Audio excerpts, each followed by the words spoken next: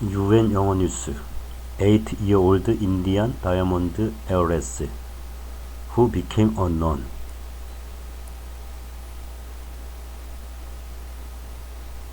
Devanshi Shangvi was born to a life of luxury. 8-year-old Devanshi Shangvi could have grown up to run a multi-million-dollar diamond business, but the daughter of a wealthy Indian diamond merchant is now living a Spartan life, dressed in coarse white saris, barefoot, and going door to door to seek alms. Because last week, Devanshi, the elder of the two daughters of Danesh and Ami Shangvi, renounced the world and became a nun.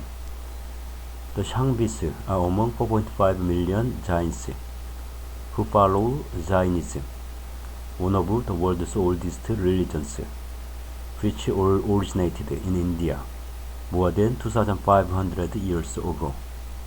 Religious scholars say the number of Jains renouncing the material world has been rising rapidly over the years, although cases involving children as young as Devanshi are uncommon. Last Wednesday's ceremony in Surat city in the western state of Gujarat, where Devanshi took Diksha, vows of renunciation, in the presence of senior Jain monks, was attended by tens of thousands. Accompanied by her parents, she arrived at the venue in the city's Vesu area, bejeweled and dressed in fine silks. A diamond-studded crown rested on her head. After the ceremony, she stood with other nuns dressed in a white sari, which also covered her shaved head. In photographs, she is seen holding a broom that she would now use to brush away insects from her path to avoid accidentally stepping on them. Devanshi with her parents, diamond merchant Danesh and Ami Shangvi, at the ceremony. Since then, Devanshi has been living in an Upashraya, a monastery, where Jain monks and nuns live. She can no longer stay at home. Her parents are no longer her parents.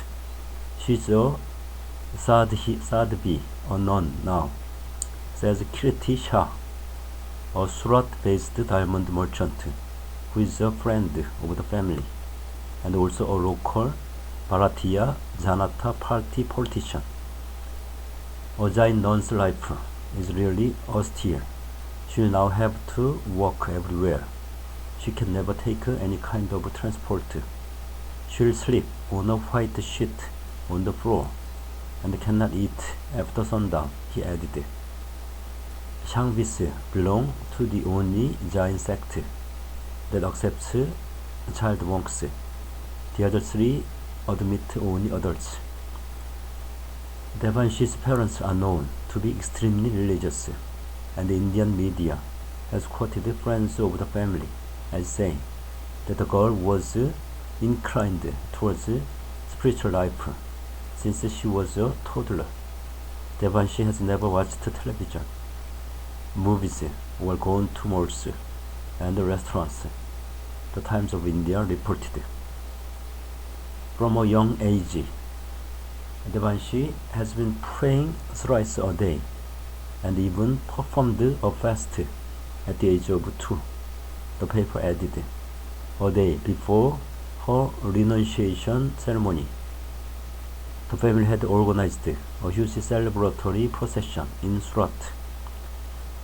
Thousands watched the spectacle as camels, horses, ox carts, drummers, and turbaned men carrying canopies walked the streets with dancers and performers on stilts providing entertainment.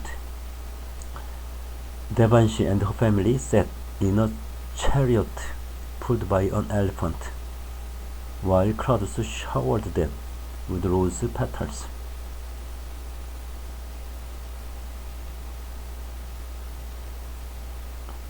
Devanshi and her family sat in a chariot pulled by an elephant, while crowds showered them with rose petals. Processions were also organized in Mumbai and the Belgian city of Antwerp, where the Shangbis have businesses. Even though there is support from within the Jain community for the practice, Devanshi's renunciation has led to a debate, with many asking why the family couldn't wait for her to attain adulthood before making such important choices on her behalf.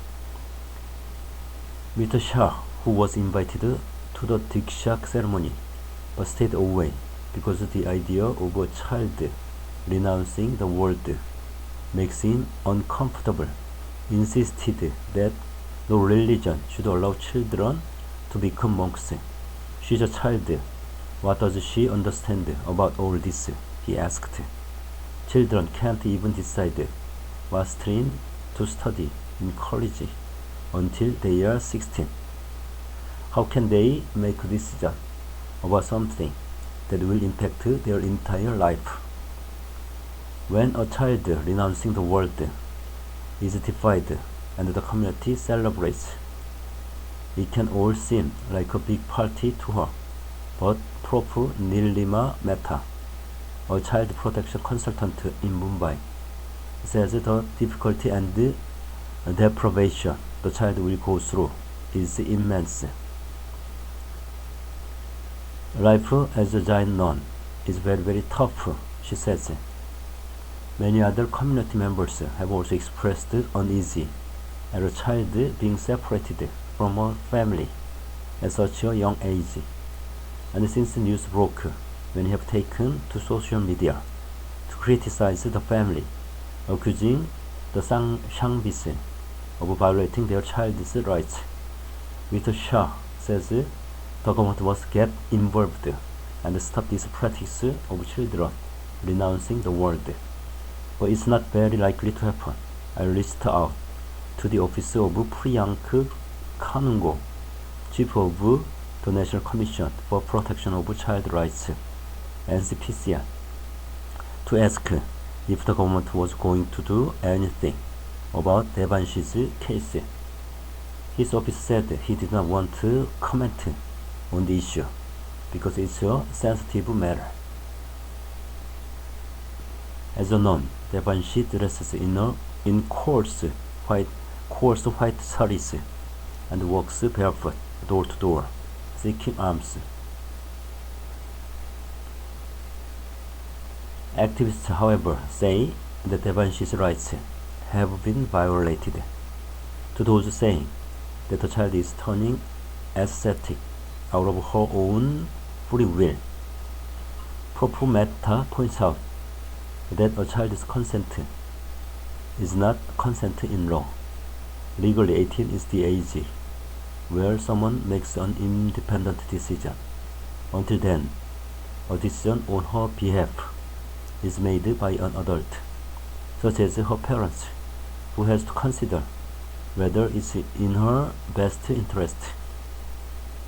And if the decision deprives the child of education and recreation, then it is a violation of her rights.